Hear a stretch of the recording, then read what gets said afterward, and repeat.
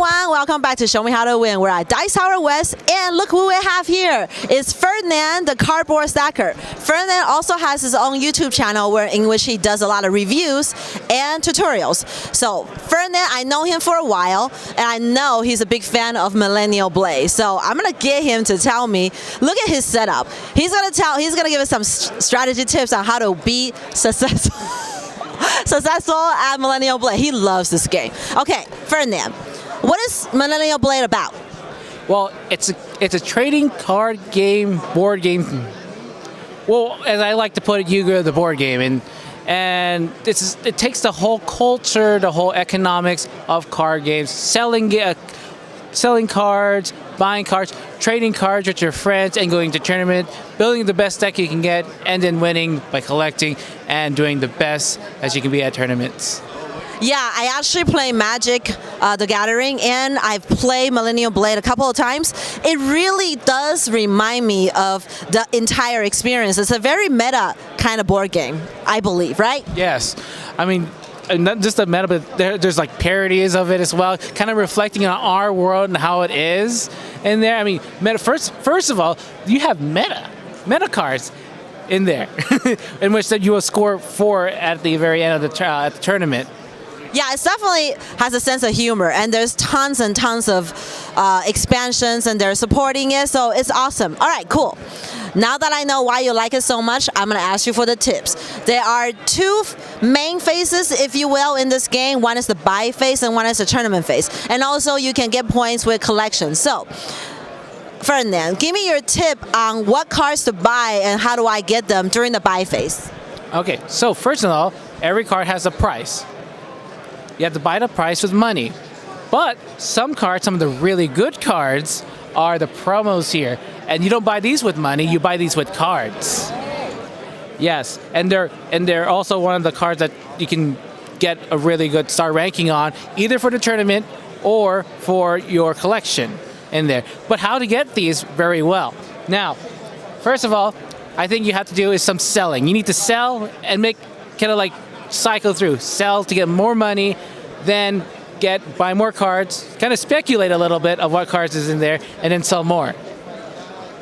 So how do I sell my cards? I sell them to my friends, right? Well, there's ways to sell. First of all, you can sell on the board for just with your sell token, and then you get the money immediately, which is great. You get money immediately. Now you can buy cards other way. The other way you can do it, and I think it's a little better, is you can trade with your friends. Hey kid, you want to buy this card? Well, you can trade cards for as price, or you play with the more strategic variant. You can sell for anything, because if you can sweeten a card, you can get them to buy it at a much higher price than you got it for. But if they don't want it and they still want their money, what you have here are these friendship cards. These could sweeten the deal a little bit. Yes, they'll give you a little bit more victory points to this person, but they'll let you get some more money back. And with more money, you can start to get more of those promos. Okay, so the key to buy is to try to get as many promos as you can, and try to sell the cards. And if none of your opponents wants to buy it, you can sweeten the deals with a friendship, right? Yes. Okay, so now we're trying to build a hand together, so we can have a 8-card hand in a 6-card tournament. So now, how do we fight? Is there some basic strategies that we can go for that can help us like build a good hand, or do you know some like your go-to tricks on how to build a certain deck, or is there some mechanics that the game has built in the base game? Oh yes. So first of all, one of the things you want to look for, you get cards in the game. You get a ton of cards in the game already for free. So you got to make sure you work with the cards that you have, and for the tournament, so you don't have to buy any new cards. Then buy cards to see if those cards help support that. But a good way to move along and try to find a good strategy and get the most points for a tournament is with some deck boxes. Deck boxes is probably the main strategic point you have in the game. For example, like this one, you want to play with face-down cards. Face-down cards are a great strategy. There's a lot of tricks and things that your opponents will do, especially flipping down cards. If they flip your cards, well, this strategy helps because guess what? You're working with flip down cards. Or some other ones, for example, like this one, the stretchable miniature Tokyo. This is a reaction whenever 2 7-star or higher card clash. Flip the deck box after the clash resolves and gain 30 RP if you won. You're gonna get the additional 10. So if you want to do that strategy, you have to find a good clashing deck. Good clashing decks have high numbers. So you have to either build star power, find cards that build star power, or expensive cards. Expensive cards will give you a good star ranking in there, and so you can win against clashes that way. Okay, so a general tip is work with the free cards you got. You have these gold cards, but you get a bunch of cards for free. So if you see a good synergy in the cards, you go for that. Also, try to look at what deck boxes you have and build a deck basically based on that, right? Yes. So the deck boxes will be the way to help you pinpoint your strategy. They're also one of the best protected cards in your deck, so they will score, but as long as your cards are out there and you're working with your cards, you're either protecting them or even just destroying them anyway, because you can destroy cards in this game. That's the way you work with your deck boxes. Yeah, because some of the cards can get flipped or destroyed, but the deck box is always protected. All right. The other one is the other strategy I want to give is when you're building your deck, you have to make the good sequence, because this is a game that you're going to play a card after card in a sequence. So in the tournament, you'll play a card, do its effects, then the next player will play a card and do its effects. So you got to build what cards work with each other, then put them in order what you're going to play in them. You have 8 cards, but you only play 6. So those 2 cards are your backup cards in there. So you have to build cards that you think that will work well. Hopefully, they keep skid-free from any opponent's effects. But if you have those 2 backup cards, maybe like if opponents are not letting me score, maybe get some play cards out there and score, get some points right away, so you won't be last in the tournament. Being last in the tournament is like horrible. Okay, so in summary, look at your deck box and then try to build a deck that works well with that. Also, since you're only going to play 6 cards, have maybe 6 cards that work well together, but 2 that are kind of like reactionary cards that just in case something happens. So, does that sound about right? Yes.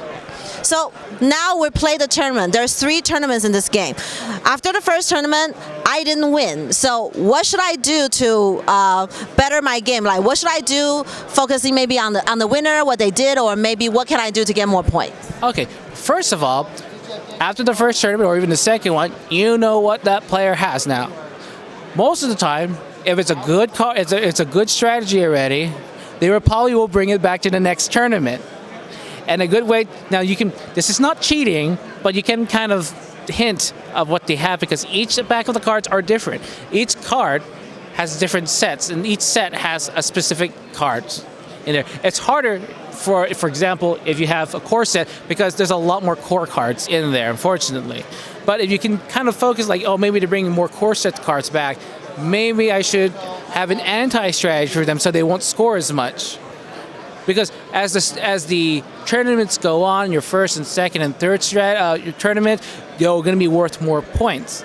So you got to be on top, especially at that very last tournament, and get all those points.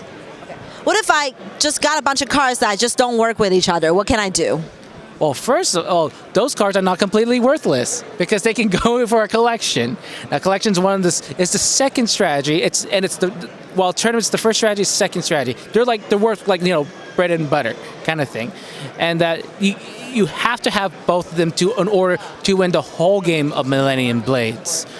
Collections are either made up of type or elements, with different, but you have to have different star types in there in order to turn them in. So the more cards you turn in, the more points you get. You look in the back of the cards, they'll tell you what elements and what types are there in there. For example, this developmental issues have all citizenship. So if you're building a citizenship one, or if you find cards as a citizenship, you're guaranteed to have a citizenship type card, and that can go to the collection, and it'll be an easy score for you.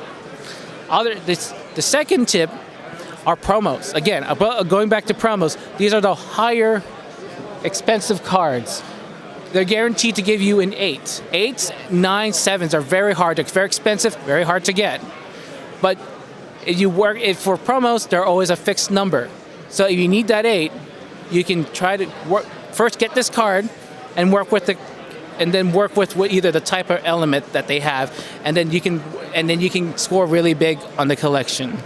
Okay, so to summarize, if I am not successful in the tournament, then I can try to remedy the situation by, number one, paying attention to what the winners are playing and see how many cards they're subbing out, because I know what they're playing. So if they're going with the same set of cards, I know what to expect now, so I can kind of like tailor my strategy to go against that. Also, if I just got a bunch of cards that just bad luck, they don't work well together, I can still try to get some points out of it by building a collection. And the card backs kind of hints at what possible elements are there, and also making sure that I have at least a good amount of gold promos so that I can basically build a collection around it. Does that summarize everything?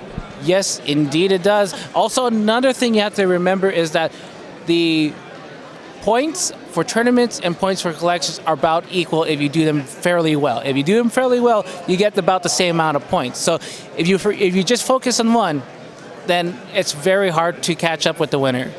So make sure that you don't just focus on one thing. Try to make sure that you are doing both things well. Don't just like, this is my deck, it works really well, I'm just going to keep these cards and I'm not going to turn in anything for the collection, because you will lose points that way, right? Yes. Okay, great. Now I have all these tips and I'm ready to play it again. Well, if I may do a plug-in, I do have an ongoing series called Set of the Week, in which I take a closer look at one of individual sets. They are individual sets of cards in there, and I'll give you some little tips about what they do and what works best. If they work best together or work best with other cards. So if you're inspired to play Millennium Blade and you find this game really appealing to you, you can go to Ferdinand's YouTube channel and get more tips and reviews there as well. All right, Ferdinand, thank you so much for showing us how to win on Millennium Blade, and thank you guys for watching. Bye!